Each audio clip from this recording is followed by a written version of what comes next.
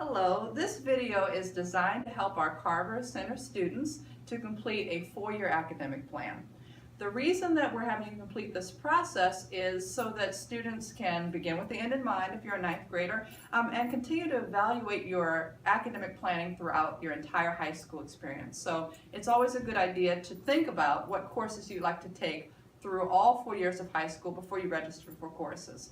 So that's the reason that we're asking you to take some time to fill out this form. So there are several steps in the process, and this video is going to help you through each of those steps. Step one is going to be to fill out any courses that you've already taken. The way that this form is set up is there's columns for each year in high school. So there's a section for grade 9, 10, 11, and 12. And so let's say that you are currently a 10th grader. The first step is going to be to fill out the grade 9 and then the grade 10 section to show what courses you've already completed or what courses you're currently taking. For each section, you're either going to circle something or you're going to write something in. For example, for English 9, you're going to circle English 9 because that's what you took as a ninth grader in English, and then you can circle whatever level you completed.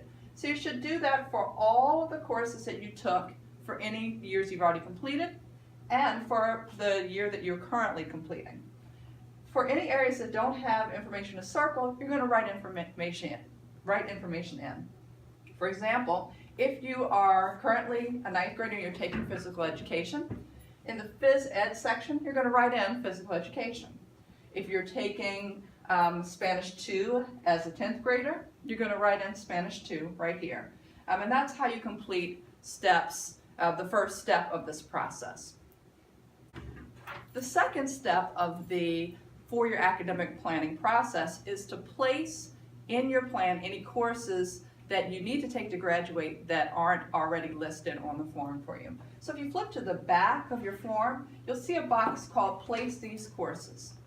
In this box, you'll see a list of courses that you need to take to graduate that need to be added in to 9th, 10th, 11th, or 12th grade year for you. If you've already taken a course or you're currently taking it, you just give yourself a check in the box. If not, you need to find a place on the form to list it to show that you're planning on taking it in a future year. For example, physical education is a graduation requirement. If you took it as a ninth grader, then you give yourself a check for that. If not, then you look and see where you could plan on taking it in the future. All students have to take health to graduate. You can take it as an 11th or 12th grader, so you can place it in your plans for 11th grade or 12th grade. World language is a requirement, at least 2 years for any student that's not a career completer. That would be cosmetology, culinary, carpentry, but it is advisable for all students, every student, to plan on taking at least 2 years of world language, if not more. So placing that in your plan is important.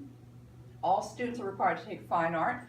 You can take it 9th, 10th, or 11th grade or 12th grade. So please think about where you want to place your fine art course.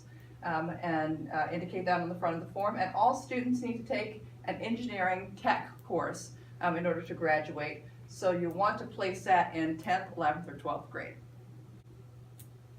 For our next step, what we're going to do is focus on your prime requirements. And so on the front of the page at the bottom, you'll see next to where it says prime, each different grade level. What we wanted to do, instead of listing out all the different prime classes that you're going to be taking in the courses of all 4 years of high school, we just want you to circle how many you know, and each individual primes are different. We want to make sure that you're aware of how many prime requirements you're going to be taking depending on the grade level. Now, most of us in the 9th and the 10th grade, you're going to be expected to take 2 prime classes or 2 credits within your prime. The only time it's really going to change is during your 11th and 12th grade year.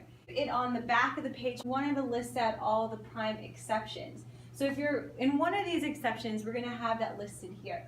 For example, our cosmetology students will be required to take 4 prime classes by junior and senior year, and then our carpentry and culinary students go from taking 2 classes to 1 for their junior and senior year. Now that you've completed all the grade levels up to where you currently are at, and we're thinking about ahead, so what grade, if you're a current 10th grader what classes are you going to be taking your 11th and 12th grade year, let's start thinking about how challenging you want the rest of your high school to be. Now, if you're looking at different classes that you've already taken and there could be a potential area where you're significantly strong at, maybe you may want to consider taking a GT or an AP level course within that. If you have any questions about that, of course you can go speak with your school counselor, speak with your course content teacher about it. But now what we'd like for you to do is go ahead and map out the rest of your high school years.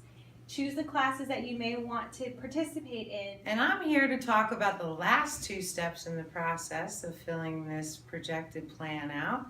And I will be discussing the post-secondary goals. The first thing that we're going to talk about here is answering the question listed on the right-hand side. The first one says, where would you like to be 1 year after high school graduation? As you see on the left, we have a boxed-in area that you can check to let us know what your plan is for when you graduate. It could be attending a 4-year college, a 2-year college, military, trade school, employment, or other might be an interest in taking something like a gap year. So as you answer this question, you can also on the left-hand side indicate by checking a box what that plan will be.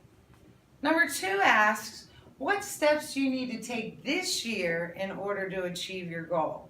Whether you're a current 9th grader, 10th grader, or an 11th grader, those steps that you'll need to take for the next part in the phase is going to be different. Number 3 says, what supports do you need in order to accomplish these steps this year?